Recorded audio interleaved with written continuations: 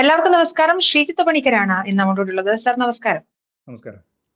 കുംഭമേള യാത്ര, പ്രയാഗ്രാജ് യാത്രയെ കുറിച്ചുള്ള വിശദമായ ചർച്ചകളും കാര്യങ്ങളും ഒക്കെ കണ്ടിരുന്നു. യാത്രയൊക്കെ സുഖമായിരുന്നു അല്ലേ? ഗംഭീരായി.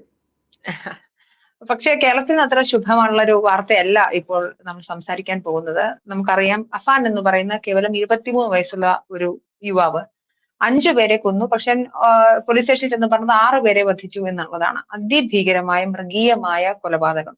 സർ, കേരളത്തിൽ പോലീസ് ഉണ്ടെന്ന് താങ്കൾ ഇപ്പോഴും വിശ്വസിക്കുന്നുണ്ടോ? പ്രത്യേകിച്ച് ലഹരി ഉപയോഗിച്ചിട്ടുണ്ട് അഫാൻ എന്നടക്കമുള്ള കാര്യങ്ങൾ പോലീസിന്റെ പ്രാഥമിക നിരീക്ഷണത്തിൽ വരുമ്പോൾ ഇവിടെ എക്സൈസ് വകുപ്പുണ്ടോ? കാര്യം അടുത്തിടെ ഇതുപോലെ ഒരുപാട് സംഭവങ്ങൾ നടക്കുന്നു. മനുജ, ഈ ഒരു വിഷയം വളരെ സെൻസിറ്റീവ് ആയിട്ടുള്ള ഒരു വിഷയമാണ്. അപ്പോൾ അത് നമ്മൾ അതിനെ സംസാരിക്കുന്ന സമയത്ത് എന്താണ് ഇതിൻ്റെ പ്രധാനപ്പെട്ട മോട്ടീവ് എന്ന കാര്യത്തിനെ പറ്റി ഇപ്പോഴും വ്യത്യസ്തമായിട്ടുള്ള അഭിപ്രായങ്ങൾ നിലനിൽക്കുന്നുണ്ട്. സാമ്പത്തികമായിട്ടുള്ള പ്രശ്നമാണ്, പ്രണയനൈരാശ്യമാണ്, മറ്റ് പ്രശ്നങ്ങളാണ്, തുടങ്ങിയ കുറേയധികം കാര്യങ്ങൾ പറയുന്നുണ്ട്. അപ്പോൾ അതിലൊരു വ്യക്തത ഒരുപക്ഷെ ഇനിയും വരാനിരിക്കുന്നതേ ഉള്ളൂ. പക്ഷേ ഇവിടെ ഞെട്ടിപ്പിക്കുന്ന ഏറ്റവും പ്രധാനപ്പെട്ട കാര്യമെന്ന് പറയുന്നത് വളരെ ചെറുപ്പമായിട്ടുള്ള 23 വയസ്സുള്ള ഒരാളിനെ നമ്മളിപ്പോഴും ഒരു കിഡ് എന്ന രീതിയിലാണ് പലപ്പോഴും ആൾക്കാർ വിളിക്കുക.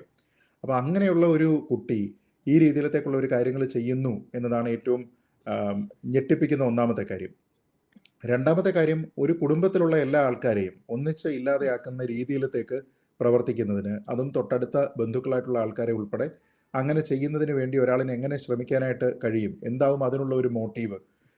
എന്ത് മോട്ടീവാണെങ്കിലും ഇത്രയും ആൾക്കാരോട് ഒരേ സമയത്ത് തന്നെ അവരെ ഇല്ലാതാക്കുന്നതിന് വേണ്ടിയിട്ട് വിരോധമാണോ, ഇൻസെക്യൂരിറ്റി ആണോ, തുടങ്ങിയ കുറേയധികം കാര്യങ്ങൾ ഇവിടെയുണ്ട്. അപ്പം ഞാനിതിൽ നിന്ന് മനസ്സിലാക്കുന്ന ഏറ്റവും പ്രധാനപ്പെട്ട കാര്യം, ഈ തലമുറയിലുള്ള ആൾക്കാർക്ക് കഴിഞ്ഞ തലമുറകളെ അപേക്ഷിച്ചിടത്തോളം കൂടുതലായിട്ട് മാനസികമായിട്ടുള്ള എന്തെങ്കിലും പ്രശ്നങ്ങളുണ്ട് എങ്കിൽ അതിന് കൗൺസിലിംഗ് ആവശ്യമാണെന്നാണ്. നമ്മൾ പറയത്തില്ലേ, യു നീഡ് ഹെൽപ്പ് എന്നൊക്കെ പറയുന്നത് പോലെ ഇവരെ സംബന്ധിച്ചിടത്തോളം ഒരുപക്ഷെ ആവശ്യമായിട്ടുള്ളത് കൗൺസിലിംഗ് ആയിരിക്കാം. ഇവരിൽ ഈ കുട്ടി അന്തർമുഖനാണ് എന്ന രീതിയിലത്തേക്കുള്ള വാർത്തകളൊക്കെ തന്നെ വരുന്നുണ്ട്. അപ്പോൾ അങ്ങനെ ആയിട്ടുണ്ടെങ്കിൽ അതിന് കാരണം എന്താണ്? എന്തെങ്കിലും തരത്തിലുള്ള കൂട്ടുകെട്ടാണോ, എന്തെങ്കിലും പ്രത്യേക തരത്തിലുള്ള സ്വാധീനമാണോ, ഈ പറയുന്നത് പോലെ ലഹരിയുടെ ഉപയോഗമാണോ, എന്തുകൊണ്ടാണ് ഈ ഒരു രീതിയിലത്തേക്ക് വന്നിരിക്കുന്നത് എന്ന് നമുക്കറിയില്ല. ആ കുട്ടി, ഈ പയ്യൻ ഇഷ്ടപ്പെട്ടിരുന്ന ഒരു പെൺകുട്ടിയുണ്ട്, ആ പെൺകുട്ടി അടക്കമാണ് ഇതിനൊക്കെ തന്നെ ഇരയായിരിക്കുന്നത്. അപ്പോൾ ഈ ഒരു സാഹചര്യത്തിൽ നമ്മൾ എസ്റ്റാബ്ലിഷ്മെൻറ്റിനെ അല്ലെങ്കിൽ സിസ്റ്റത്തിനെ നമുക്ക് ഏത് പരിധി വരെ കുറ്റം പറയാം എന്നുള്ളൊരു വിഷയം കൂടിയുണ്ട്. അതായത് പോലീസിൻ്റെ ഏറ്റവും പ്രധാനപ്പെട്ട ഉദ്ദേശം എന്ന് പറയുന്നത് ലോ ആൻഡ് ഓർഡർ ആണ്. അപ്പോൾ പോലീസിനെ സംബന്ധിച്ചിടത്തോളം ഇങ്ങനെ ഒരു കുടുംബത്തിൽ എന്ത് നടക്കുന്നു എന്ന രീതിയിലത്തേക്ക് മൈന്യൂട്ടായിട്ടുള്ള ലെവലിലേക്ക് തന്നെ ഇടപെടാനൊന്നും തന്നെ സജ്ജമായിട്ടുള്ള ഒരു സേനയല്ല. തന്നെയല്ല ആ രീതിയിലത്തേക്ക് ആരും തന്നെ പോലീസ് ഫോഴ്സിനെ കുറിച്ച് എക്സ്പെക്ട് ചെയ്യുന്നുമില്ല. അപ്പോൾ അതുകൊണ്ട് പോലീസ് സംവിധാനത്തിൻ്റെതായിട്ടുള്ള എന്തെങ്കിലും ഒരു പാളിച്ച ഈ വിഷയത്തിലുണ്ട് എന്ന് നമുക്ക് കരുതാനായിട്ട് കഴിയില്ല. ഇനി അഥവാ ഈ ഒരു പ്രശ്നവുമായി ബന്ധപ്പെട്ട ഒരു സറണ്ടർ ഉണ്ടാവുകയും ഇത് പറയുകയും ചെയ്യുന്ന സമയത്ത് ഇതിനെ ലളിതവൽക്കരിച്ചുകൊണ്ട് ഇത് വെറുതെയാണ് എന്ന രീതിയിലത്തേക്കൊക്കെ പറയുകയും ഉദാസീനത പോലീസിൻ്റെ ഭാഗത്തു നിന്ന് ഉണ്ടായിട്ടുമുണ്ട് എങ്കിൽ നമുക്കതിൽ കുറ്റം പറയാം. പക്ഷേ അതല്ലാതെ ഈ ഒരു അവിടെ നടന്നിരിക്കുന്ന ആ ഒരു ദാരുണ സംഭവത്തിനെ പ്രിവെൻറ്റ് ചെയ്യുന്ന രീതിയിലത്തേക്ക് പോലീസിന് പ്രവർത്തിക്കാനാകുമോ എന്ന് ചോദിച്ചാൽ അതിന് സാധ്യമല്ല എന്ന രീതിയിലാണ് നമുക്ക് കരുതാൻ കഴിയുക. പക്ഷേ ഇവിടുത്തെ രണ്ടാമത്തെ പ്രധാനപ്പെട്ട ഒരു കാര്യം എക്സൈസ് ഡിപ്പാർട്ട്മെൻ്റ് ആണ്. അതായത് ലഹരിയുടെ ഇൻഫ്ലുവൻസിലാണ്, എന്തെങ്കിലും ഇത്തരത്തിലുള്ള സബ്സ്റ്റൻസ് യൂസ് കൊണ്ടാണ് ഇയാൾ ഈ ഒരു കൃത്യത്തിലേക്ക് പോയിട്ടുള്ളത് എങ്കിൽ നിശ്ചയമായിട്ടും അതിനെ പ്രിവെൻറ്റ് ചെയ്യേണ്ടുന്ന ഒരു ഏജൻസി, ഒരു എൻഫോഴ്സ്മെൻറ്റ് ഏജൻസി എന്ന രീതിയിൽ എക്സൈസിന് വലിയ പങ്കുണ്ട്. ഈ ഒരു വിഷയം നിയന്ത്രിക്കാനായിട്ട് അവർക്ക് സാധിച്ചില്ല എന്നുള്ളതാണ്. അതായത് നമ്മുടെ വീടാന്തരം കുട്ടികൾക്ക്, ഈ പ്രായത്തിലൊക്കെയുള്ള ചെറുപ്പക്കാരായിട്ടുള്ള ആൾക്കാർക്ക് ഇത് കിട്ടുന്ന രീതിയിലത്തേക്കാണ് ഈ കാര്യങ്ങൾ എങ്കിൽ അത് ഗുരുതരമായിട്ടുള്ള പ്രശ്നമാണ്. നമുക്കറിയാമല്ലോ, ഇവരുടെ വലിയ ഡ്രൈവുകളുണ്ട്. അതായത് അവയർനെസ് ക്യാമ്പയിനുകൾ മാത്രമല്ലാതെ ഈ ലഹരി പിടിച്ചെടുക്കുക തുടങ്ങിയ കുറേയധികം പരിപാടികൾ ഇവരുടെയൊക്കെ ഭാഗമായിട്ട് നടക്കുന്നുണ്ട്. പക്ഷേ അതിൻ്റെ ഫലപ്രാപ്തിയിലേക്ക് അത് എത്തുന്നുണ്ടോ, എത്രത്തോളം അത് ഫലപ്രദമാണ്? ഇതൊക്കെ നടക്കുമ്പോഴും ഈ വീടുകളിലൊക്കെ തന്നെ ഇത് കിട്ടുന്ന രീതിയിലത്തേക്ക്, വളരെ വലിയ അഡിക്ഷൻ ഉണ്ടാക്കുന്ന രീതിയിലത്തേക്ക് ഇവർക്ക് ഇതൊക്കെ എവിടെ നിന്ന് കിട്ടുന്നു? അപ്പോൾ അത് കിട്ടുന്നതിന് വേണ്ടിയിട്ട് പ്രത്യേകിച്ച് കോളേജുകളെ കേന്ദ്രീകരിച്ച് അല്ലെങ്കിൽ യുവാക്കളെ കേന്ദ്രീകരിച്ചൊക്കെ തന്നെയാണ് ഇതിൻ്റെ വിപണനം കൂടുതലായിട്ട് നടക്കുക. അപ്പോൾ അങ്ങനെയുള്ള കണ്ണികളെ എല്ലാം തന്നെ ഐഡൻറ്റിഫൈ ചെയ്യുന്നതിന് എക്സൈസിന് സാധിക്കുന്നുണ്ടോ എന്നുള്ള ഒരു പ്രശ്നമുണ്ട്. ഇനി അഥവാ അങ്ങനെ ഐഡൻറ്റിഫൈ ചെയ്തിട്ടുണ്ട് എങ്കിൽ പോലും അത് നടക്കട്ടെ, ആ വിപണനം നടക്കട്ടെ എന്ന രീതിയിലത്തേക്കുള്ള സമീപനം ഏതെങ്കിലും ഉദ്യോഗസ്ഥൻ്റെ ഭാഗത്തു നിന്ന് ഉണ്ടാകുന്നുള്ളൂ എന്നുള്ളതും പ്രധാനമാണ്. ഇപ്പോൾ നമുക്കറിയാം, യു പ്രതിഭ MLA മകനും സുഹൃത്തുക്കളും ഒക്കെ ഉൾപ്പെട്ട ചില കേസുകൾ നമ്മൾ കണ്ടതാണ്. അപ്പോൾ അതുമായി ബന്ധപ്പെട്ട് ആ കേസ് ചാർജ് ചെയ്തിരിക്കുന്ന എക്സൈസ് ഉദ്യോഗസ്ഥന് ഉടനെ തന്നെ ഡ്യൂട്ടിയിൽ അല്ലെങ്കിൽ സർവീസിൽ എന്താണ് സംഭവിച്ചത് എന്ന കാര്യങ്ങൾ നമ്മൾ കണ്ടതാണ്. അപ്പോൾ ആ രീതിയിലത്തേക്ക് എവിടെയെങ്കിലും ബോട്ടിൽ നെക്സ് ആയിട്ട് എസ്റ്റാബ്ലിഷ്മെൻറ്റിനെ ആ രീതിയിലത്തേക്ക് പോകുന്നതിന് തടയുന്ന ആരെങ്കിലും ഇതിലുണ്ടോ? അവരുടെ ആരുടെയെങ്കിലും ഒത്താശ കൊണ്ട് കൂടിയിട്ടാണോ ഇത്തരത്തിലുള്ള പ്രവർത്തനങ്ങൾ നടക്കുന്നത് തുടങ്ങിയ കാര്യങ്ങളുണ്ട്. അപ്പോൾ ഞാൻ ഈ കാര്യത്തിൽ പോലീസിനേക്കാൾ കൂടുതൽ ഒരു എൻഫോഴ്സ്മെന്റ് ഏജൻസി ആയിട്ടുള്ള എക്സൈസിന്റെ ഭാഗത്ത് നിന്ന് വലിയ രീതിയിലത്തേക്കുള്ള ഒരു പ്രശ്നമുണ്ട് എന്നുള്ളതാണ് ഞാൻ കാണുന്നത്. പിന്നെ രണ്ടാമത് ഇത് വലിയൊരു കൊടും ക്രൂരകൃത്യമാണ്. അപ്പോൾ അങ്ങനെ ഒരു അര ഡസനോളം ആൾക്കാരെ വധിക്കുന്നതിന് വേണ്ടി ചെറുപ്രായത്തിലുള്ള ഒരാളിന് സാധിക്കുന്നുണ്ട് എങ്കിൽ അത് മാനസികമായിട്ടത് ആ മാനസിക നില അല്ലെങ്കിൽ എന്ത് തരത്തിലുള്ള പ്രശ്നങ്ങളാണ് നമ്മുടെ യുവാക്കൾക്കുള്ളത് എന്നതുമായി ബന്ധപ്പെട്ട് കൃത്യമായിട്ടുള്ള പഠനങ്ങൾ ഉണ്ടാകണം. ഞാൻ പറയുന്നത് ഇത് ആദ്യമായിട്ടല്ല ഇങ്ങനെയുള്ള ഒരു ഇൻസിഡന്റ് ഉണ്ടാകുന്നത്. ഒരു വൺ ഓഫ് ഇൻസിഡന്റ് ആയിരുന്നുവെങ്കിൽ നമുക്കതിനെ ഒരു അബറേഷൻ എന്ന നിലയ്ക്കൊക്കെ കരുതാൻ കഴിയുമായിരുന്നു. പക്ഷേ ഈ സമീപകാലത്ത് മനുജ ഒന്ന് നോക്കിക്കഴിഞ്ഞാൽ നമ്മുടെ നാട്ടിൽ നിന്ന് നമ്മൾ കേൾക്കുന്ന എത്രത്തോളം ദാരുണമായിട്ടുള്ള വാർത്തകളാണ്. സ്വന്തം തീർച്ചയായിട്ടും. കുടുംബത്തിലുള്ള ചെറിയൊരു കുട്ടിയെ എടുത്തിട്ട് കിണറ്റിലെറിയുക, കാമുകനോടൊപ്പം പോകുന്നതിന് വേണ്ടിയിട്ട് തൻ്റെ കുട്ടിയെ പാറയിൽ എറിഞ്ഞ് കൊല്ലുക, ഇങ്ങനെ യാതൊരു വിധത്തിലുള്ള കരുണയുമില്ലാതെ പുരുഷന്മാരും സ്ത്രീകളും എല്ലാം തന്നെ പ്രവർത്തിക്കുന്നു. പ്രത്യേകിച്ച് ചെറുപ്പക്കാരായിട്ടുള്ള ആൾക്കാർ പ്രവർത്തിക്കുന്നു എന്നൊക്കെ വന്നു കഴിഞ്ഞാൽ ഈ തലമുറയ്ക്ക് ഒരുപക്ഷെ ഞാൻ നേരത്തെ പറഞ്ഞ പോലെ ദേ നീഡ് ഹെൽപ്പ്. അത് ഒരുപക്ഷെ അവർക്ക് മാനസികമായിട്ട് അവരുടെ നില നിയന്ത്രിക്കാൻ അവർക്ക് സാധിക്കുന്നുണ്ടാവില്ല. അങ്ങനെയാണ് എങ്കിൽ കൗൺസിലിംഗ് വേണം.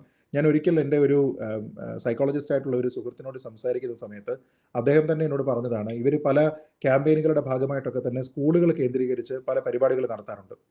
അപ്പോൾ അങ്ങനെയുള്ള പല സെമിനാറുകളുടെയും അവസാനം ഈ കുട്ടികളുമായിട്ട് ഒരു ഓപ്പൺ ഇൻട്രാക്ഷൻ നടത്തും. അങ്ങനെയുള്ള ഓപ്പൺ ഇൻട്രാക്ഷൻ നടത്തുന്ന സമയത്ത് എന്താണ് നിങ്ങളുടെ ആവശ്യം എന്ന് ചോദിക്കുന്ന സമയത്ത് കുട്ടികൾ ഏറ്റവും കൂടുതൽ ആവശ്യപ്പെടുന്നത് ഞങ്ങൾക്ക് സ്കൂളിൽ ഒരു സ്ഥിരം കൗൺസിലറിനെ ആവശ്യമുണ്ട് എന്നാണ്.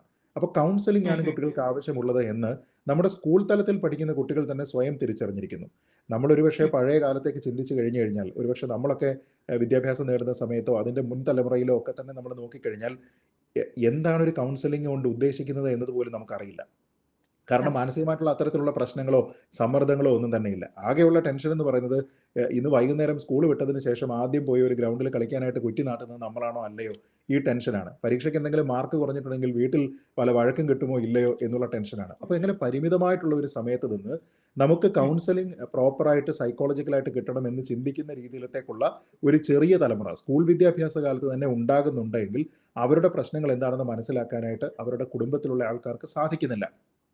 ഒരു ഓപ്പൺ ട്രാൻസ്പെറന്റ് കമ്മ്യൂണിക്കേഷൻ രക്ഷകർത്താക്കളും കുട്ടികളും തമ്മിൽ ഉണ്ടാകുന്നില്ല, സ്കൂളുകളിൽ ഉണ്ടാകുന്നില്ല, സുഹൃത്തുക്കളുടെ ഇടയിൽ ഉണ്ടാകുന്നില്ല. അപ്പോൾ തെറ്റായിട്ടുള്ള പല സ്വാധീനങ്ങൾ ഒരുപക്ഷെ മറ്റ് പല കാര്യങ്ങളും പോപ്പുലർ കൾച്ചറിന്റെ ഭാഗമായിട്ടുള്ള പല കാര്യങ്ങളും ഒക്കെ തന്നെ ഈ കുട്ടികളെ സ്വാധീനിക്കുന്നുണ്ടാകാം. അതിൻ്റെയൊക്കെ ഒരു ആഫ്റ്റർ ഇഫക്റ്റ് ആയിട്ടായിരിക്കും സ്വന്തം വീട്ടിലെ അച്ഛനെയും അമ്മയും ഒക്കെ കൊല്ലുന്ന രീതിയിലത്തേക്കും തൻ്റെ ചെറിയ ചോര മാറാത്ത കുഞ്ഞിനെ കൊല്ലുന്ന രീതിയിലത്തേക്കും ഒക്കെ പല ആൾക്കാരും ഇന്ന് പെരുമാറുന്നത് എന്നാണ് എനിക്ക് തോന്നുന്നത്. അപ്പോൾ അതിന് സമഗ്രമായിട്ടുള്ള ഒരു പഠനം നമ്മുടെ യുവതലമുറയെക്കുറിച്ച് ഉണ്ടാവുക, അവരുടെ മാനസിക നില എന്താണ്, അതിലെന്താണ് പോരായ്മകൾ, ഈ കാര്യങ്ങളെ പറ്റിയൊക്കെ തന്നെ അതിന് വിദഗ്ധരായിട്ടുള്ള നിരവധി ആൾക്കാർ നമ്മുടെ ഗവൺമെന്റ് സർവീസിൽ തന്നെ ഉണ്ട്. അപ്പോൾ അങ്ങനെ ഒരു സ്റ്റഡി ഒക്കെ ഒരുപക്ഷെ കമ്മീഷൻ ചെയ്യേണ്ടുന്ന സമയമായിട്ടുണ്ടെന്നാണ് ഈ അടുത്ത കാലത്ത് ഉണ്ടായിരിക്കുന്ന സംഭവങ്ങൾ കാണിക്കുന്നതെന്നാണ് ഞാൻ കരുതുന്നത്. സാർ, അതിനകത്ത് ഒരു പ്രധാനപ്പെട്ട ഒരു കാര്യം, ഇതൊന്നും ഈ നാട്ടിലെ ആളുകൾ ആരും അറിയുന്നില്ല. അത് ഇപ്പോ വളരെ സുലഭമായാണ്, പ്രത്യേകിച്ച് തിരുവനന്തപുരം നഗരത്തിൽ ഒരു ജേർണലിസ്റ്റ് എന്ന രീതിയിൽ എനിക്ക് ഒരുപാട് കാര്യങ്ങൾ മനസ്സിലാക്കിയെടുത്തോളം അത് വളരെ എന്താ പറയാ, നമ്മൾ കടയിൽ പോയി ഒരു മുട്ടായി മേടിക്കുന്നത്രയും ഏറ്റവും ഈസി ആയിട്ട് നമ്മുടെ കയ്യിൽ ഇപ്പൊ ഞാൻ ആഗ്രഹിച്ചാൽ എനിക്ക് സാധനം കിട്ടും. അത് എക്സൈസിനെ കടത്തിക്കൊണ്ട് വരണ പോലുമില്ല. അവരുടെ മൗന അനുവാദം ഉണ്ടെന്ന് പല ഇൻസിഡന്റും തോന്നിയിട്ടുണ്ട്. റീസെന്റ് ആയിട്ട് തിരുവനന്തപുരത്ത് മാത്രമായി ഒരുപാട് ഇൻസിഡന്റുകൾ നടന്നിട്ടുണ്ട്. ഇപ്പൊ കഴിഞ്ഞ ദിവസമാണ് കിളിമാനൂരിൽ പ്രജിൻ എന്ന് പറയുന്ന ഒരാൾ സ്വന്തം അച്ഛനെ കൊന്നു കള്ളുന്നത്. അതുമായി ബന്ധപ്പെട്ടിട്ടുള്ള കാര്യങ്ങളിനകത്ത് ലഹരി വരുന്നുണ്ട്. ഇപ്പൊ എറണാകുളത്ത് ഒരു പെൺകുട്ടിയെ സ്വന്തം കാമുകൻ അതിഭീകരമായി ഒരു രാത്രി മുഴുവൻ മർദ്ദിച്ചു. ആ പെൺകുട്ടി മരണപ്പെട്ടു പോകുന്നു. അതും ഡ്രഗുമായി ബന്ധപ്പെട്ടാണ്. ഇത് ഒന്നോ രണ്ടോ എണ്ണം മാത്രമാണ്. ഇതുപോലെ നിരമ്പ്രതി നമ്മൾ കേട്ടാൽ ഞെട്ടുന്ന തരത്തിൽ അല്ലെങ്കിൽ നമ്മൾ കണ്ടീഷൻഡ് ആയിക്കൊണ്ടിരിക്കുകയാണ് ലഹരി വെരി കോമൺ എന്നുള്ളത്. ഇത്തരം വിഷയങ്ങളിൽ എന്നാൽ വിദേശ രാഷ്ട്രങ്ങളിലൊക്കെ ഇത് ലീഗലി ഇത് ഉപയോഗിക്കാൻ പറ്റുന്ന, മെച്യൂർഡ് ആയിട്ട് ഇത് ഉപയോഗിക്കാൻ പറ്റുന്ന സാഹചര്യങ്ങളുമുണ്ട്. ഇതേ ഒന്ന് നമുക്ക് ഏത് രീതിയിലാണ് നമ്മൾ അപ്ഗ്രേഡ് ആവേണ്ടതുണ്ടോ, ഏത് രീതിയിലാണ് ഇതിനെ ലിമിറ്റ് ചെയ്യേണ്ടത് എന്നുള്ളൊരു ഒബ്സർവേഷൻ കൂടി. അല്ല, നമ്മൾ നോക്കിക്കഴിഞ്ഞാൽ ഈ ലഹരിയുടെ ഉപയോഗം എന്ന് പറയുമ്പോൾ നമ്മൾ ഓരോ കാലഘട്ടത്തിൽ നമ്മുടെ ടോളറൻസ് പല രീതിയിലാണ്. അതായത് ഒരു കാലം വരെയും ബീഡി വലിക്കുക, സിഗരറ്റ് വലിക്കുക എന്നൊക്കെ പറയുന്ന കാര്യങ്ങളായിരുന്നു സമൂഹത്തിലെ ഒരു പൊതുശല്യമായിട്ട് കരുതിയിരുന്നത്. പിന്നീട് ഒരുപക്ഷെ മദ്യത്തിന്റെ വലിയൊരു സ്വാധീനം ഉണ്ടായപ്പോൾ മദ്യം അതിനെ ഓവർടേക്ക് ചെയ്തു എന്ന് പറയാം, അല്ലേ? അപ്പോൾ ലഹരി എന്ന് പറയുന്നത് അന്ന് നമ്മുടെ പിന്നെ നമ്മൾ പറയുന്നത് പ്രധാനമായിട്ട് മദ്യമാണ്. പിന്നീട് ഈ കാര്യങ്ങൾ, പിന്നെ അതിനുശേഷം നമ്മൾ ഈ പുകയില ഉൽപ്പന്നങ്ങളുടെയൊക്കെ ഉപയോഗം വന്നപ്പോഴത്തേക്ക് നമ്മളത് കഞ്ചാവാണ്, അല്ലെങ്കിൽ മറ്റു തരത്തിലുള്ള പാൻപരാഗ്, ഗുഡ്ക തുടങ്ങിയ കുറേയധികം കാര്യങ്ങൾ പറയാൻ തുടങ്ങി. ഓരോ കാലഘട്ടത്തിലും സർക്കാരിൻ്റെ ഭാഗത്തു നിന്നാണെങ്കിലുള്ള ബോധവൽക്കരണവും ഇതിനെ കേന്ദ്രീകരിച്ചാണ്. ഡി അഡിക്ഷൻ സെൻ്ററുകൾ തുടങ്ങുക, അപ്പം മദ്യപാനം എന്ന് പറയുന്ന ഒരു വിപത്താണ് എന്ന് പറയുക, അതിൻ്റെ ബോധവൽക്കരണം നടത്തുന്നതിൻ്റെ ഭാഗമായിട്ട് നമ്മുടെ നാട്ടിലുള്ള ക്രിയേറ്റീവ് വർക്കുകളായിട്ടുള്ള സിനിമകളിൽ പോലും എവിടെയെങ്കിലും മദ്യത്തിൻ്റെ കുപ്പി ഒന്ന് കാണിക്കുന്ന സമയത്ത് പോലും അതുമായി ബന്ധപ്പെട്ടൊരു വാണിംഗ് എഴുതി കാണിക്കുക, പുകയില ഉൽപ്പന്നങ്ങൾ, പുകവലി തുടങ്ങിയ കാര്യങ്ങളുമായി ബന്ധപ്പെട്ട് വാണിംഗ് ഒക്കെ എഴുതി കാണിക്കുക തുടങ്ങിയ കുറേയധികം കാര്യങ്ങളുണ്ട്. അത് സിനിമ കാണുന്ന സമയത്ത്, അതിനെ ആസ്വദിക്കുന്ന സമയത്ത് രസം കൊല്ലി എന്നതിനപ്പുറത്തേക്ക് എന്തെങ്കിലും പർപ്പസ് ഒന്നും തന്നെ അത് സെർവ് ചെയ്യുന്നുണ്ടെന്ന് ഞാൻ കരുതുന്നില്ല. കാരണം ഇപ്പോൾ ഒരാൾ സിഗരറ്റ് വാങ്ങുന്ന സമയത്ത് നമ്മൾ സിഗരറ്റിൻ്റെ ഒരു പാക്കറ്റ് നോക്കിക്കഴിഞ്ഞാൽ അറിയാം, അതിൽ ആ ബ്രാൻഡ് എഴുതുന്നതിനേക്കാൾ വലിയ അക്ഷരത്തിൽ എഴുതിയിരിക്കുന്നത് ഇത് നിങ്ങളുടെ ആരോഗ്യത്തെ നശിപ്പിക്കും, നിങ്ങൾക്ക് അസുഖമുണ്ടാകും എന്ന രീതിയിലാണ്. ചിത്രം കൊടുത്തിരിക്കുന്നത് തന്നെ ഈ അർബുദവുമായി ബന്ധപ്പെട്ടിട്ടുള്ള ചിത്രങ്ങളൊക്കെ തന്നെയാണ് കൊടുക്കുന്നത്. അപ്പോൾ ഇത് കണ്ടു വാങ്ങിയിട്ടാണ് ഒരാൾ വലിക്കുക. അപ്പോൾ ഒരു സിനിമയുടെ ഒരു വലിയ സ്ക്രീൻ കാണിക്കുന്ന സമയത്ത് അതിൻ്റെ സൈഡിൽ ചെറുതായിട്ടൊരു സ്റ്റിക്കർ ഒട്ടിച്ചതുപോലെ ഈ ഒരു വാർണിംഗ് കാണിച്ചുകൊണ്ടൊന്നും തന്നെ ഒരു പർപ്പസ് സെർവ് ചെയ്യുന്നില്ല. പക്ഷേ ഇപ്പോൾ നമ്മൾ ഈ സിന്തറ്റിക് ഡ്രഗ്സ് തുടങ്ങിയ കാര്യങ്ങളൊക്കെ തന്നെ കൂടുതൽ പ്രചാരത്തിലേക്ക് വന്നതുകൊണ്ട് മദ്യപാനം എന്ന് പറയുന്നത് നോർമലൈസ്ഡായി, പുകവലി എന്ന് പറയുന്നത് നോർമലൈസ്ഡായി, കഞ്ചാവ് എന്ന് പറയുന്നതോ സാധാരണഗതിയിലുള്ള മയക്കുമരുന്ന് എന്ന് പറയുന്നതോ നോർമലൈസ്ഡായി. പകരം ഇപ്പോൾ എല്ലാവരും MDMA പോലെയുള്ള സിന്തറ്റിക് ഡ്രഗുകളെ പറ്റി മാത്രം പറയുന്ന രീതിയിലേക്ക് വന്നു. എന്ന് വെച്ച് കഴിഞ്ഞാൽ ആൾക്കാർ ഈ രീതിയിൽ ഇതിൻ്റെ ഭാഗത്ത് ഇങ്ങനെ അപ്ഗ്രേഡ് ചെയ്ത് പോകുന്നിടത്തോളം അതാണ് ഏറ്റവും വലിയ പ്രശ്നമെന്നും അതിന് തൊട്ട് പിന്നിലുള്ള ജനറേഷനിലുള്ള എല്ലാം നോർമലൈസ്ഡ് ആണ് എന്ന രീതിയിലേക്കുള്ള ഒരു ചിന്ത നമുക്കുണ്ട്. അവിടെ ചേർത്തൊരു കാര്യം കൂടെ പറയാമോ? അതായത് പ്രധാനമായും ഇപ്പോ മാർക്കോ പോലെയുള്ള സിനിമകളെ ആണ് ഇതിനൊരു പ്രധാന പ്രശ്നം എന്ന രീതിയിൽ കൂടി ആളുകൾ കമന്റ് ബോക്സുകളിൽ വന്നിറക്കുന്നുണ്ട്. അതിനെ കുറിച്ച് കൂടി ചേർത്തിട്ട് പറയാം. പ്രത്യേകിച്ച് ഇപ്പോഴത്തെ സിനിമകളിലൊക്കെ വെള്ളം അടിക്കുന്നത്, കള്ളു കുടിക്കുന്നത്, അല്ലെങ്കിൽ ഈ പറഞ്ഞതുപോലുള്ള ഡ്രഗുകൾ ഉപയോഗിക്കുന്നത് വളരെ കോമൺ ആയ ഒരു കാര്യം കൂടിയായിട്ട് കാണുന്നുണ്ട്. നായക തുല്യമായ ആളുകൾ അങ്ങനെയാണ് ചെയ്യുന്നതെന്ന് പറയുന്നുണ്ട്. അതിനെക്കുറിച്ച് കൂടിയുള്ള അഭിപ്രായം കൂടെ പറഞ്ഞിട്ട് ഞാൻ കരുതുന്നത് ഈ ക്രിയേറ്റിവിറ്റിയിൽ ആ ഒരു ഫ്രീഡം ഓഫ് എക്സ്പ്രഷൻ ഉണ്ടാവുക എന്നുള്ളത് നിർബന്ധമാണ്. പ്രത്യേകിച്ച് ഒരു സ്ത്രീകളോട് മോശമായി പെരുമാറുന്ന ഒരു പുരുഷനാണ് ഒരു കഥയിലെ വില്ലനെങ്കിൽ അത് അങ്ങനെ കാണിച്ചു തന്നെ മതിയാകുകയുള്ളൂ. കാരണം അതൊരു ക്രിയേറ്റീവ് ഫ്രീഡമാണ്. അതല്ലാതെ നമ്മൾ വെറുതെ ഇയാൾ ഇങ്ങനെയൊക്കെയാണ് എന്ന് രണ്ടാൾക്കാർ തമ്മിൽ സംസാരിക്കുന്ന സമയത്ത് അത് കേൾക്കുന്നത് വഴി മാത്രമാണ് ഒരു പ്രേക്ഷകൻ അതിനെക്കുറിച്ച് മനസ്സിലാക്കുന്നത് എങ്കിൽ അയാൾക്ക് ഒരുപക്ഷെ ആ കഥാപാത്രവുമായിട്ട് അത്ര ചേർന്ന് നിൽക്കുന്നതിന് വേണ്ടിയിട്ട് സാധിക്കുകയില്ല. അപ്പോൾ അതുകൊണ്ട് പലപ്പോഴും ഗ്ലോറിഫിക്കേഷൻ പോലും വേണ്ടി വരുന്നത് ഒരു കഥ അല്ലെങ്കിൽ ആ സന്ദർഭം ഡിമാൻഡ് ചെയ്യുന്നത് കൊണ്ടാണ്. ഒരു കഥാപാത്രത്തിനെ അത്ര ക്രൂരനായി കാണിക്കുക എന്ന് പറയുന്നത് പലപ്പോഴും ആ സന്ദർഭം അത്രത്തോളം ഡിമാൻഡ് ചെയ്യുന്നതാണ്. വില്ലൻ എത്രത്തോളം നെഗറ്റീവാണോ അത്രത്തോളം പോസിറ്റിവിറ്റി നായകനിൽ കാണിക്കാനും കഴിയുകയുള്ളൂ. അതല്ല എങ്കിൽ വില്ലൻ നമ്മൾ ഈ പറയുന്നത് പോലെ വലിയ കാര്യമായിട്ടൊന്നും തന്നെ പറയാതെ നായകൻ്റെ ഗുണഗണങ്ങൾ വാഴ്ത്തുകയാണ്, അത് മാത്രമാണ് നടക്കുന്നത്, എന്നിട്ട് അവസാനം ഒരു പോസിറ്റീവായിട്ടുള്ള ഒരു മെസ്സേജ് മാത്രമാണ് കൊടുക്കുന്നതെങ്കിൽ അതിനു വേണ്ടിയിട്ടല്ല സിനിമ എന്ന് പറയുന്നത്. സിനിമ ഒരു ക്രിയേറ്റീവ് മീഡിയമാണ്. നമ്മളൊരു നോവൽ എഴുതുന്നത് പോലെ അതേ ക്രിയേറ്റീവായിട്ടുള്ള എല്ലാ ഫ്രീഡവും എക്സ്പ്രഷനും എല്ലാം ഉപയോഗിച്ചുകൊണ്ടാണ് അത് ഉണ്ടാക്കുന്നത്. പക്ഷേ ഇവിടുത്തെ ഒരു പ്രധാനപ്പെട്ട കാര്യം നമ്മൾ ഈ പറഞ്ഞതുപോലെ ഇതൊക്കെ തന്നെ ആൾക്കാരെ സ്വാധീനിക്കുമോ എന്ന് ചോദിച്ചാൽ ഒരു പരിധിവരെ കുറേയധികം ആൾക്കാരെ അത് സ്വാധീനിച്ചേക്കാം. പക്ഷേ നന്മമരങ്ങളും സിനിമകളിലുണ്ട്. നല്ല കാര്യങ്ങൾ മാത്രം ചെയ്യുന്ന ആൾക്കാരുമുണ്ട്. കുടുംബം നോക്കി നടത്തുന്ന മറ്റു പ്രശ്നങ്ങളിലേക്ക് പോകാത്ത ആൾക്കാരും സിനിമകളിലുണ്ട്. അതിനെ ആരും അനുകരിക്കാൻ ശ്രമിക്കാറില്ല. അപ്പോൾ എന്ന് പറഞ്ഞാൽ നെഗറ്റീവായിട്ടുള്ള കാര്യങ്ങൾ മാത്രമാണ് ആൾക്കാരെ സ്വാധീനിക്കുന്നത് എങ്കിൽ അത് സിനിമയുടെ പ്രശ്നമല്ല, മറിച്ച് നമ്മളതിനെ റിസീവ് ചെയ്യുന്ന രീതിയുടെ പ്രശ്നമാണ്. അപ്പോൾ അതുകൊണ്ട് ഇപ്പോൾ മാർക്കോ സിനിമയിൽ വളരെ വയലൻസ് കാണിച്ചു എന്നതിൻ്റെ പേരിൽ നമ്മുടെ നാട്ടിൽ ആ സിനിമ കണ്ടിരിക്കുന്ന ആൾക്കാർ എല്ലാവരും പോയി ഇവിടെ വയലൻസ് ചെയ്യാൻ പോകുന്നു എന്നൊരർത്ഥമില്ല. പഴയ കാലത്ത് തന്നെയുള്ള എത്രയോ സിനിമകളിൽ ഇതേപോലെ വയലൻസ് ഉണ്ട്. ഇനി അതല്ല, മാർക്കോ സിനിമയ്ക്ക് മുമ്പ് നമ്മളുടെ ഒരു ആസ്വാദനം എന്ന് പറയുന്നത് പാൻ ഇന്ത്യൻ മാത്രമല്ല, നമ്മുടേതൊരു യൂണിവേഴ്സൽ ആയിട്ടുള്ള എല്ലാ സിനിമകളും കാണുന്നതാണ്. വിദേശത്തുള്ള സ്ലാഷർ കാറ്റഗറി സിനിമകൾ എത്രത്തോളം സിനിമകൾ നമ്മൾ അങ്ങനെ കണ്ടിട്ടുണ്ട്. അപ്പോൾ ആളെ നെടുങ്ങനെ വെട്ടി 2 പീസായി മാറ്റുന്ന രീതിയിലത്തേക്കുള്ള സിനിമകൾ, ഫൈനൽ ഡെസ്റ്റിനേഷൻ പോലെയുള്ള സിനിമ സീരീസുകൾ, ഹോസ്റ്റൽ സീരീസുകൾ എന്നൊക്കെ പറയുന്നത് എത്രയോ കാലം മുമ്പേ നമ്മുടെ നാട്ടിൽ പ്രചാരത്തിലുള്ളതാണ്. അപ്പോൾ ഒരുപക്ഷെ നമ്മുടെ നാട്ടിലുള്ള ക്രിയേറ്റീവ് മീഡിയം ഇതിനെ അഡാപ്റ്റ് ചെയ്യുന്നത് അല്ലെങ്കിൽ അത് അഡോപ്റ്റ് ചെയ്യുന്നത് ഇപ്പോഴായിരിക്കാം. പക്ഷേ എന്ന് കരുതി ആ പ്രേക്ഷകന്റെ മനസ്സെന്ന് പറയുന്നത് ഇത് പണ്ടേ കാണുന്നതാണ് എന്ന് കരുതി ഇത് കണ്ടുകൊണ്ടിരുന്ന് അതിൻ്റെ സ്വാധീനത്തിൽ മാത്രമാണ് ഇത് ചെയ്യുന്നത് എന്നൊരർത്ഥമൊന്നും ഉണ്ടെന്ന് ഞാൻ കരുതുന്നില്ല. അപ്പോൾ അതിനെ ക്രിയേറ്റിവിറ്റി ആയിട്ടും ജീവിതത്തിനെ ജീവിതമായിട്ടും കാണാനായിട്ട് നമ്മൾ താല്പര്യപ്പെടണം. ഇപ്പോൾ എന്നെ സംബന്ധിച്ചിടത്തോളം വ്യക്തിപരമായിട്ട് ഹൊറർ സിനിമകൾ ഇഷ്ടപ്പെടുന്ന ആളാണ് ഞാൻ. എന്ന് കരുതി ഞാൻ പ്രേതത്തിൽ വിശ്വസിക്കുന്നുണ്ടോ? അങ്ങനെയില്ല. എന്ന് കരുതി എനിക്ക് രാത്രിയിൽ പുറത്തിറങ്ങാൻ പേടിയുണ്ടോ? അങ്ങനെയില്ല. അപ്പോൾ ഇത് ആസ്വാദനവുമായി ബന്ധപ്പെട്ട കാര്യവും റിയാലിറ്റിയുമായി ബന്ധപ്പെട്ട കാര്യവും രണ്ടാണ്. ഞാൻ കരുതുന്നത് ഇതിലൊന്നും അല്ല നിയന്ത്രണം ഉണ്ടാകേണ്ടത്. നിയന്ത്രണം ഉണ്ടാകേണ്ടത് ഈ സിനിമയിൽ നമ്മളൊരു ഡിസ്ക്ലെയിമർ എഴുതി കാണിച്ചത് കൊണ്ടോ ഈ സിനിമ ചിത്രീകരിക്കുന്ന സമയത്ത് നമ്മൾ മൃഗങ്ങളെയോ സ്ത്രീകളെയോ ഒന്നും തന്നെ ഉപദ്രവിച്ചിട്ടില്ല എന്നൊന്നും പറയുന്നിടത്തല്ല. നമ്മുടെ ആ ഒരു കമ്മിറ്റ്മെന്റ് എന്ന് പറയുന്നത് നമ്മൾ കാണിക്കേണ്ടത് ഈ വിഭാഗങ്ങൾക്കെല്ലാം, അത് മനുഷ്യനായിക്കോട്ടെ മൃഗമായിക്കോട്ടെ, സുരക്ഷിതമാണ് എന്ന് ഉറപ്പുവരുത്തുന്ന രീതിയിലേക്കുള്ള നിയമനിർമ്മാണവും അത് ലംഘിച്ചു കഴിഞ്ഞാൽ അതുകൊണ്ടുണ്ടാകുന്ന ക്രൂരമായിട്ടുള്ള ക്രൂരമെന്നുള്ള വാക്കാണ് ഞാൻ ഉപയോഗിക്കുന്നത്, ക്രൂരമായിട്ടുള്ള പെനാൽറ്റിയും ക്രൂരമായിട്ടുള്ള ശിക്ഷാ നടപടികളും ഉണ്ടാകണം. അതല്ലാതെ നമ്മുടെ നാട്ടിൽ ഇപ്പോൾ കൊലപാതകം ചെയ്തു, ആസൂത്രിതമായിട്ട് കൊലപാതകം ചെയ്തു, അതിനുശേഷം നമുക്ക് സുഖമായിട്ട് വെളിയിൽ ഇറങ്ങി നടക്കാം. നമ്മളിപ്പോൾ ഒരു ഡ്രഗ് കേസിൽ പെട്ടു, എല്ലാ തെളിവുകളോടും കൂടി ആൾ പിടിച്ചു, കുറേ കാലം അതിൻ്റെ വിചാരണ കഴിഞ്ഞതിന് ശേഷം അവിടെ ഡ്രഗ് ഒന്നും ഉണ്ടായിരുന്നില്ല, അത് കുട്ടിക്കൂറ പൗഡർ ആയിരുന്നു എന്ന രീതിയിലത്തേക്ക് പറഞ്ഞ് ആൾക്കാർ പുറത്തേക്ക് വരുന്ന സാഹചര്യവും നമ്മൾ കാണുന്നുണ്ട്. ആ രീതിയിലത്തേക്കുള്ള ഒരു സംവിധാനം ഇവിടെ ഈ ആൾക്കാരെ സഹായിക്കാനായിട്ട് ഇവിടെ ഉണ്ട് എന്നുള്ളതാണ് വസ്തുത. ഇപ്പം നേരത്തെ മനുജ പറഞ്ഞതുപോലെ സർക്കാർ എത്രത്തോളം നിയന്ത്രണം ഇതിൽ കൊണ്ടുവന്നു കഴിഞ്ഞാലും ഇത് ഫിസിക്കലായിട്ടുള്ള ഒരു സാധനമാണ്. ആ ഫിസിക്കലായിട്ടുള്ള സാധനത്തിനെ നമുക്ക് കിട്ടുന്ന രീതിയിലത്തേക്ക് അത്രത്തോളം ഇതിനൊരു വൈഡായിട്ടുള്ള ഒരു ആക്സസ് നമ്മുടെ നാട്ടിലുണ്ട്. അതുകൊണ്ടാണ് ഇത് സ്കൂൾ കുട്ടികൾക്ക് മുതൽ മുകളിലേക്കുള്ള എല്ലാ പ്രായത്തിലുള്ള ആൾക്കാർക്കും കിട്ടുന്നത്.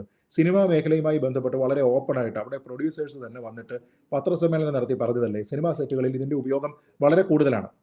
അപ്പോൾ അവർ തന്നെ പറയുന്നുണ്ട്, വേണമെങ്കിൽ ഷൂട്ടിംഗ് നടക്കുന്ന സമയത്ത് ഞങ്ങളുടെ ഷൂട്ടിംഗ് തടസ്സപ്പെടാതെ ഈ എൻഫോഴ്സ്മെന്റ് ഏജൻസികൾ വന്ന് പരിശോധിച്ചോളൂ എന്ന് അവർ പറയുന്നുണ്ട്. പക്ഷെ അപ്പോഴും ആ നടപടിയുമായിട്ട് പോകാത്തത് സർക്കാരാണ്, അല്ലേ? പ്രൊഡ്യൂസറാണ് ഒരു പടത്തിന്റെ കപ്പിത്താൻ എന്ന് പറയുന്നത്. ക്രിയേറ്റിവിറ്റി സൈഡ് നോക്കിക്കഴിഞ്ഞാൽ സംവിധായകനാണ്. പക്ഷെ അതിന്റെ പണം മുടക്കുന്ന, അതിന്റെ പൂർണ്ണമായിട്ടുള്ള ഉത്തരവാദിത്വവും ചുമതലയുമുള്ള നിർമ്മാതാവ് പറയുകയാണ് ഇവന്മാരെ കൊണ്ട് ബുദ്ധിമുട്ടാണ്, ഇത് അവിടെ സെറ്റുകളിൽ എത്തുന്നുണ്ട് എന്ന് അവർ പറയുമ്പോൾ അതിലേക്ക് ആക്ട് ചെയ്യുന്നതിന് വേണ്ടിയിട്ട് നമുക്കൊരു സിനിമാ മന്ത്രി ഇവിടെ ഉള്ളപ്പോൾ പോലും അതിനു വേണ്ടിയിട്ട് ശ്രമിക്കുന്നില്ല, എക്സൈസ് മന്ത്രി ഉള്ളപ്പോൾ പോലും അതിനു വേണ്ടിയിട്ട് ശ്രമിക്കുന്നില്ല. എന്ന് വെച്ചാൽ ഇവിടുത്തെ പ്രശ്നം ഇതൊക്കെ തന്നെ ഇവിടെ ഉണ്ട് എന്ന് കൃത്യമായി അറിഞ്ഞുകൊണ്ട് നമ്മുടെ ഉത്തരവാദിത്തം എന്ന് പറയുന്നത് സിനിമ കാണുന്ന സമയത്ത് അതിൽ എഴുതി കാണിക്കുന്ന ഡിസ്ക്ലൈമർ ഉണ്ടോ ഇല്ലയോ എന്ന് ചെക്ക് ചെയ്യുന്നത് മാത്രമാണ് എന്ന് ധരിക്കുന്ന കുറേയധികം ആൾക്കാരാണ്. ഇവിടെ പിന്നെ സിനിമ ഉണ്ടായിരുന്നെങ്കിലും ഇല്ലെങ്കിലും നമ്മുടെ നാട്ടിൽ ഈ ലഹരി ഉണ്ടാകും. സിനിമ ഉണ്ടെങ്കിലും ഇല്ലെങ്കിലും, സിനിമകളിൽ അത്തരത്തിലുള്ള ഗ്ലോറിഫിക്കേഷൻ ആയിട്ടുള്ള സീനുകൾ ഇല്ല എങ്കിലും ഉണ്ട് എങ്കിലും നമ്മുടെ നാട്ടിൽ ഈ പറയുന്നത് പോലെയുള്ള ലഹരി ഉപയോഗവും കാര്യങ്ങളും അവിടെ ഉണ്ടാകും. കാരണം ഇത് രണ്ട് രീതിയിലാണ് പ്രവർത്തിക്കുന്നത്. ഇപ്പോൾ സിനിമയിൽ ഒരാൾ സ്മോക്ക് ചെയ്യുന്നത് കണ്ടിട്ട് എന്നാൽ ഉടനെ എനിക്കങ്ങ് സ്മോക്ക് ചെയ്തേക്കാം എന്ന് ചിന്തിക്കുന്ന ആൾക്കാരാരെങ്കിലും ഉണ്ടെന്ന് ഞാൻ കരുതുന്നില്ല. തിയേറ്ററിലൊക്കെ ഇരുന്ന് കാണുന്ന സമയത്ത് അതൊന്നും ചെയ്യാൻ പാടില്ലാത്തതാണ് എന്നൊക്കെ ആൾക്കാർക്കറിയാം. അപ്പോൾ ആ രീതിയിലുള്ള ബോധവൽക്കരണം എന്നുള്ള ഒരു ഇതിലേക്ക് മാത്രമാണ് സർക്കാരിൻ്റെ ശ്രദ്ധ. ഞാൻ പറഞ്ഞത് ബോധവൽക്കരണത്തിൻ്റെ കാലമൊക്കെ എന്നേ കഴിഞ്ഞുപോയി. ഇനിയിപ്പോൾ വേണ്ടത് ആക്ഷനാണ്, ഗ്രൗണ്ടിലുള്ള ആക്ഷനാണ്. ആ ആക്ഷൻ ഇവിടെ നടക്കുന്നില്ല എന്നുള്ളതാണ് പ്രശ്നം. അതുകൊണ്ട് ഈ വലിയൊരു സംവിധാനം ഇവിടെ ഉണ്ടെങ്കിലും, അതിന് വേണ്ടുന്ന ആൾക്കാരുണ്ടെങ്കിലും, അതിന് വേണ്ടുന്ന വാഹനങ്ങളായിക്കോട്ടെ മറ്റുള്ള എല്ലാ സംവിധാനങ്ങളും ഇവിടെ ഉണ്ട് എങ്കിൽ പോലും അത് കൃത്യമായി ഉപയോഗിക്കുന്നതിനും അവരുടെ ചെക്ക് കൃത്യമാക്കുന്നതിനും ഇതിൻ്റെ കണ്ണികൾ എന്താണെന്ന് യോജിപ്പിച്ച് അവസാനമുള്ള സെല്ലറിനെ മാത്രം പിടിക്കുകയല്ല, അവനിത് സപ്ലൈ ചെയ്യുന്നവനെയാണ് പിടിക്കേണ്ടത്, അവനെവിടെ അത് കിട്ടുന്നത് എന്നുള്ള ഒരു കണ്ണി പൂർത്തിയാക്കുക എന്നതിന് പകരം നമ്മൾ ഈ പറയുന്ന ബോധവൽക്കരണവും പബ്ലിക്കായിട്ടുള്ള പ്രതിജ്ഞ ചൊല്ലലും ഒക്കെ എന്ന് പറഞ്ഞു കഴിഞ്ഞാൽ 20 കൊല്ലം മുമ്പ് ഓക്കെ, 20 വർഷം മുമ്പ് അതൊക്കെ ഓക്കെ ആയിരിക്കും. പക്ഷെ ഞാൻ പറഞ്ഞു ഇന്നത്തെ കാലത്ത് നമ്മൾ വീണ്ടും സഞ്ജു സാംസനെ കൊണ്ടുവന്ന് നിർത്തി, ടോവിനോ തോമസിനെ കൊണ്ട് നിർത്തി, രണ്ടുപേരെയും കൊണ്ട് നമ്മൾ പ്രതിജ്ഞ ചെയ്യിപ്പിച്ച് കുട്ടികളെ നമ്മളിത് ഇനി ഉപയോഗിക്കില്ല എന്ന് പറഞ്ഞതുകൊണ്ട് യാതൊരു വിധത്തിലുള്ള കാര്യവുമില്ല. അപ്പോൾ ഇവിടെ വേണ്ടത് ആക്ഷനാണ്. സർക്കാരിൻ്റെ ഭാഗത്തു നിന്ന് അത് ഉണ്ടാകുന്നില്ല എന്നതുകൊണ്ടാണ് ഞാൻ പറഞ്ഞത് ഒരുപക്ഷെ പോലീസിനേക്കാൾ ഇങ്ങനെയുള്ള വിഷയങ്ങളിൽ കൂടുതൽ ഉത്തരവാദിത്വത്തോടു കൂടി നമ്മൾ ചോദ്യം ചെയ്യേണ്ടത് എക്സൈസിനെയാണ്. കാരണം എക്സൈസിന് കമ്മിറ്റഡ് ആയിട്ടുള്ള ഡിപ്പാർട്ട്മെൻറ്റാണ്. എന്നിട്ടും ഇതൊക്കെ നടക്കുന്നുണ്ടെങ്കിൽ അത് അവരുടെ മാത്രം പ്രശ്നമാണ്. അവരതിൽ ആത്മാർത്ഥമായിട്ട് ഉണർന്ന് പ്രവർത്തിക്കാത്തത് കൊണ്ടാണ് എന്ന് തന്നെയാണ് എൻ്റെ വിശ്വാസം. തീർച്ചയായിട്ടും ശ്രീത് പണിക്കർ, തിരുവനന്തപുരത്ത് വെഞ്ഞാറമൂട് അതിഭീകരമായ അതിദാരുണമായ സംഭവം നടന്നിരിക്കുന്നു. 6 പേർ കൊല്ലപ്പെട്ടു എന്നാണ് അഫാൻ പറഞ്ഞത്. ഉമ്മയുടെ കാര്യത്തിൽ ഇതുവരെയും തീരുമാനമായിട്ടില്ല. അവർ ജീവിച്ചിരിക്കുമെന്ന ഒരു പ്രതീക്ഷയും ഇല്ല എന്നാണ് ഡോക്ടർമാർ ഉൾപ്പെടെ പറയുന്നത്. 13 വയസ്സുള്ള അനിയനെ ഉൾപ്പെടെ കൊന്നു എന്ന് പറയുമ്പോൾ പലതരത്തിലുള്ള ക്ലെയിമുകളും ആ പ്രതിയുടെ ക്ലെയിമുകളൊന്നും ശരിയാവുന്നില്ല. അവിടെയാണ് ലഹരി ഉപയോഗിച്ചെന്നുള്ള പ്രാഥമിക നിരീക്ഷണം വരുന്നത്. എന്തായാലും കൂടുതൽ തെളിവുകൾ ഉണ്ടാവട്ടെ, കാര്യങ്ങൾ അറിയട്ടെ. എന്തായാലും നമ്മളുടെ തലമുറയിൽപ്പെടുന്ന ആളുകളും താഴേക്കുള്ള തലമുറയിൽപ്പെടുന്ന ആളുകളും എല്ലാം തന്നെ അതിഭീകരമായ ഡ്രഗ്സിനൊക്കെ അടിമപ്പെട്ട അവസ്ഥയിലാണുള്ളത്. ഇത് ഇങ്ങനെയൊക്കെ പോയാൽ മതിയോ, ഇനി നമുക്ക് അടുത്ത തലമുറ വേണ്ടേ എന്നൊരു ചിന്ത സർക്കാരിന് ഉണ്ടാവേണ്ടതുണ്ട്. എക്സൈസിനൊക്കെ വെറുതെ പുട്ടടിച്ചു തീർക്കാനുള്ളതല്ല ഖജനാവിലെ പണം എന്ന് അവർ തിരിച്ചറിയണം. ഒരുപാട് നന്ദി ശ്രീത് പണിക്കർ സംസാരിച്ചു. Thank you so much.